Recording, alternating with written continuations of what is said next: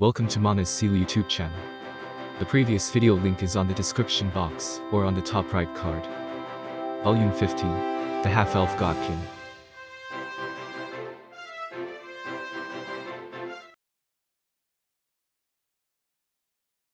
Sending adventurers out into the unknown world.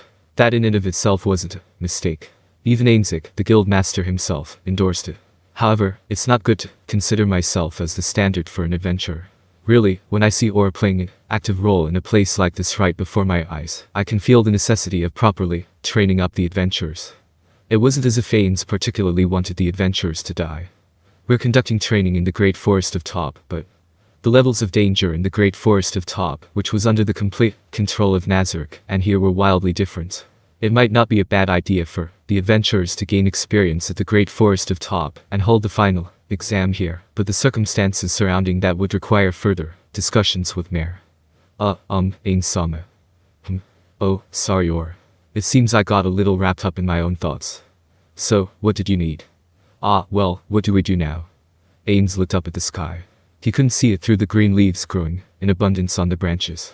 However, the red-tinged sun casting its light over the earth was more than enough for him to know what time it was. The same as last time, we secure a place that is hard to find and separated from the activity area of the Dark Elves or any other intelligent life, and that's where we'll stay. Understood. Well then, could you grant me a little time? Of course, Ainz replied, and Aura nimbly jumped off Fenner. However, just as Aura looked like she was about to dash off, Ainz hurried to call for her to stop. Wait, Aura. Take Fenner along with you. You don't need to worry about us waiting here. I'll summon a monster as a substitute for Fenner. Right, Mayor? Yes, Ainz-sama. Mayor, who was behind Ainz, answered in a fluster. In other words, starting from Fenner's head, Aura, Ainz, and Mayor were riding on his back in that order. Because they could sense anyone that approached them with Fenner's powers of perception, Ainz and Mayor were extremely grateful for him being there since they lacked those abilities. However, if that was the case, it meant that Aura would have to act alone. It would be one thing if she had spells that summoned monsters like Ainz did, but Aura didn't have that ability. He was worried about sending her out into this unknown land without a shield. Using a magic item as a substitute was one way to deal with this, but it required one action in order to summon a monster.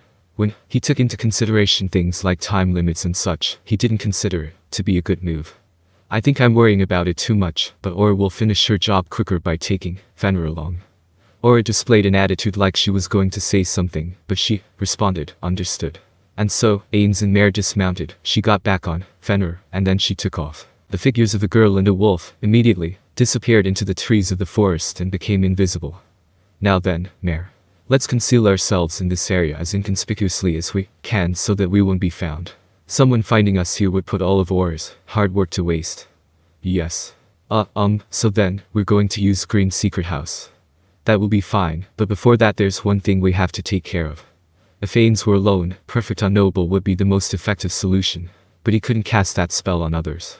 On top of that, Mayor couldn't use it, so it was necessary for them to take completely different measures, which was why monster summoning was mentioned earlier.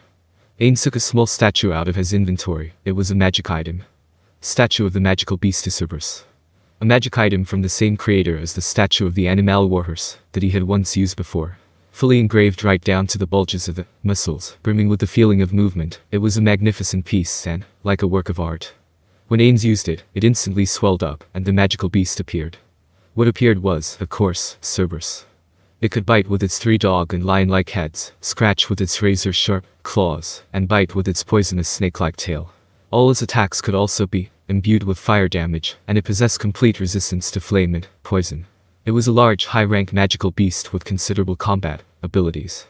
That strength could be better understood when speaking in the terms of monsters that could be summoned through Summon Monster 10th. Although, if it were against an Ainz-class player, it would not be a very difficult monster for them to deal with. That said, there wasn't anything they could do about that. A summoned monster's role was to attack an enemy's weak point, trigger traps, increase the number of available moves, or to simply serve as a shield. They were not meant to defeat other players on their own. Certainly, if Cerberus were continuously buffed through the use of his skill, it would be able to fight even better. For example, some of the undead that Ainz summoned were wearing Jetta strength. And yet, if you compared them to players with martial classes in the same level range, then no matter how unfavorable a comparison it was in terms of battle strength, so long as they were neither greatly mismatched nor some absurd build. One-on-one the player would rarely lose.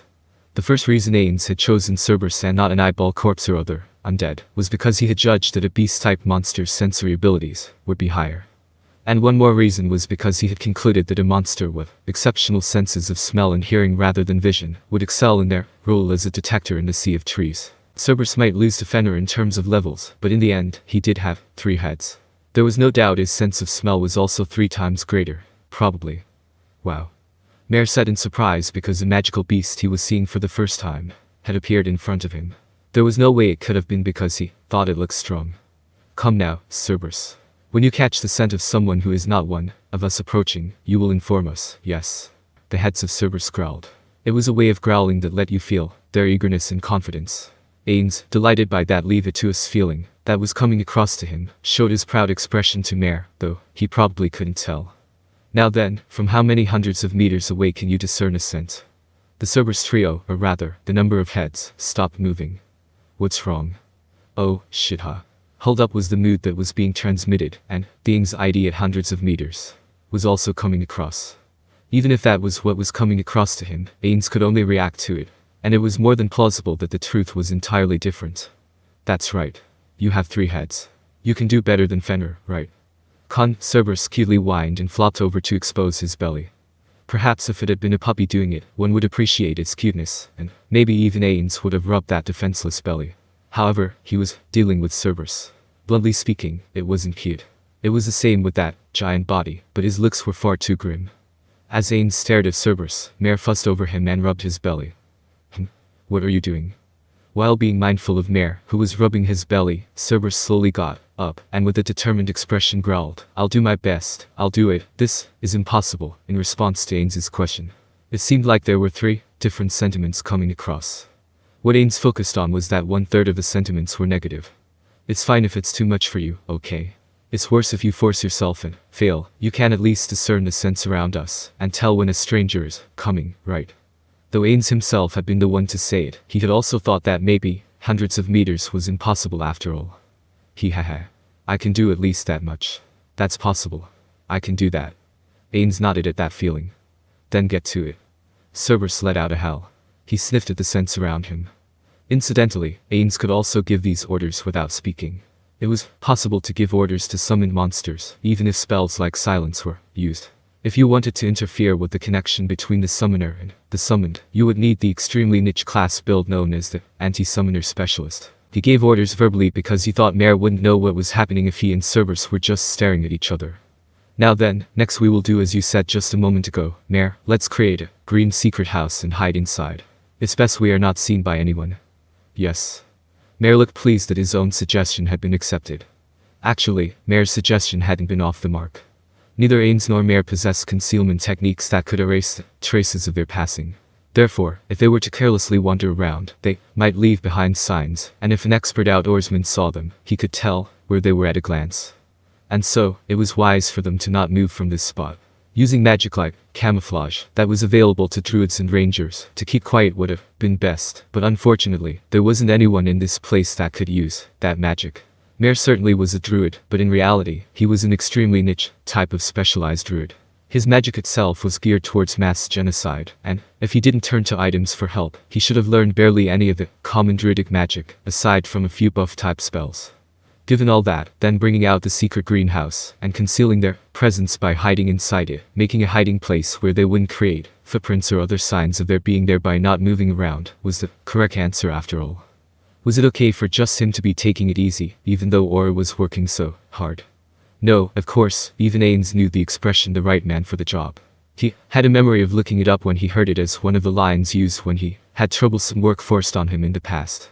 And then he remembered, Punido Mo said, a hard-working person's incompetence is the biggest pain in the ass of all. So this would be the right course of action. But if this was just him as the Sorcerer King leaving things to the floor, Guardian under his command, then there wasn't any problem with it at all. However, for what reason had Ainz begun this trip? And the answer was because it was a paid vacation. Moreover, he being the adult who first suggested it wasn't doing anything, and forcing the kids he had taken out with him to work, the guilt he felt was enormous.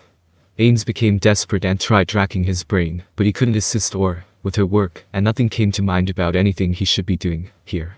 About the only excuse he could come up with was that he was keeping Mare company. Fooling myself by saying I'm taking care of a child is just running away, huh? That's about the only way to support Aura that I can come up with, so what do I do? Be respected for also doing the things I had to do? No, becoming an adult that carries out the bare minimum of their responsibilities. Should he force himself to accept that what he couldn't discover right now was a role for him to play? However much he thought about it, he couldn't come up with the perfect answer. A despondent Ainz said to Mare. Well then, let's wait inside the green secret house for Aura to get back. Yes.